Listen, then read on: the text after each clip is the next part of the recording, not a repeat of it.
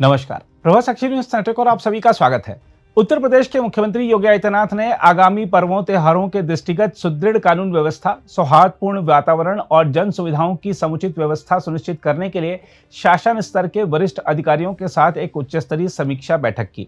बैठक में प्रदेश के समस्त पुलिस आयुक्तों, मंडलायुक्तों, जिलाधिकारियों और वरिष्ठ पुलिस अधीक्षकों के साथ संवाद हुआ, जिसमें मुख्यमंत्री ने स्पष्ट निर्देश देते हुए कहा कि सभी आयोजन श्रद्धा, सुरक्षा और समरसता के साथ संपन्न हो।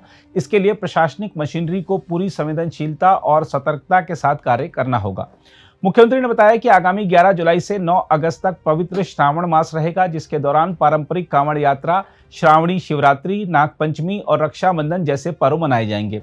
इसी अवधि में 27 जून से 8 जुलाई तक जगन्नाथ रथ यात्रा तथा 27 जून से 6-7 जुलाई तक मुहर्रम के आयोजन संभावित है। यह संपूर्ण कालखंड प्रदेश की कानून व्यवस्था, चिकित्सा, स्वच्छता, शिक्षा और आपदा प्रबंधन के लिहाज से अत्यंत संवेदनशील है। इसलिए सभी संबंधित विभाग और जिला प्रशासन समन्वय के साथ जिम्मेदारी पूर्वक कार्य करें। कांवड़ यात्रा के शांतिपूर्ण और गरिमामय आयोजन को लेकर मुख्यमंत्री ने विशेष निर्देश दिए। उन्होंने कहा कि यह यात्रा आस्था, अनुशासन और उल्लास का प्रतीक है। उत्तराखंड सीमा से सटे जनपदों सहित गाजियाबाद, मेरठ, बरेली, अयोध्या, प्रयागराज, काशी, बाराबंकी और बस्ती जैसे जिले विशेष सतर्कता बरतें। अंतर्राज्यीय समन्वय निरंतर बना रहना चाहिए। यात्रा मार्ग पर डीजे, ढोल, ताशा और संगीत की ध्वनि निर्धारित मानकों के अनुरूप ही होनी चाहिए। उन्होंने कहा कि कानफोड़ू आवाज, भड़काऊ नारे और परंपरा से इतर रूट परिवर्तन किसी दशा में स्वीकार्य नहीं होंगे। ताजिया, रथ या कांवड़ यात्रा में प्रयुक्त डीजे की ऊंचाई भी नियत सीमा से अधिक नहीं होनी चाहिए।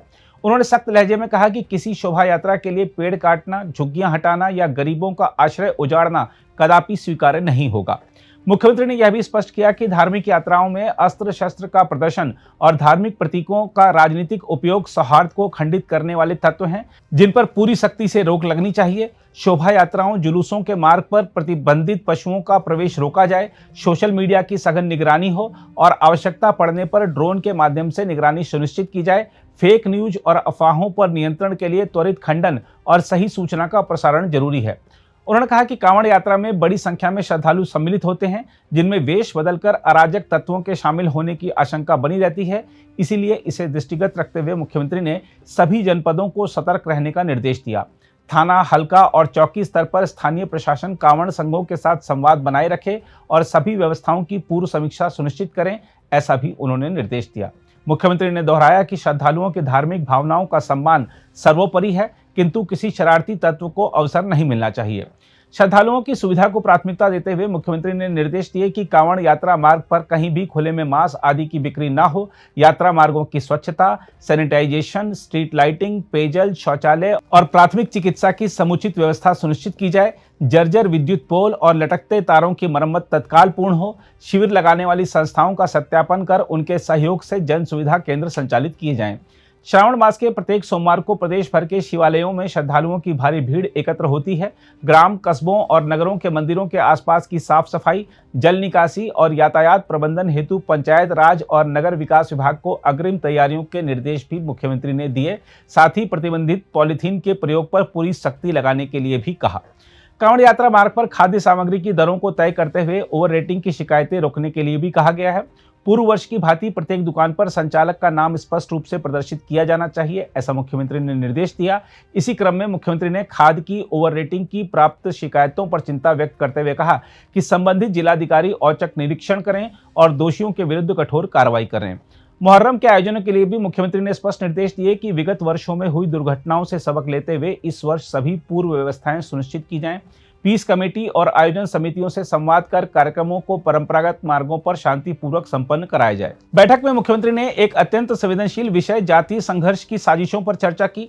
उन्होंने स्पष्ट तौर पर कहा कि विगत कुछ समय से कुछ अराजक तत्व प्रदेश में जातीय विद्वेष फैलाने का षड्यंत्र कर रहे हैं। कौशाम्बी, इटावा और औरैया जैसी घटनाएं इसकी पुष्टि करती हैं।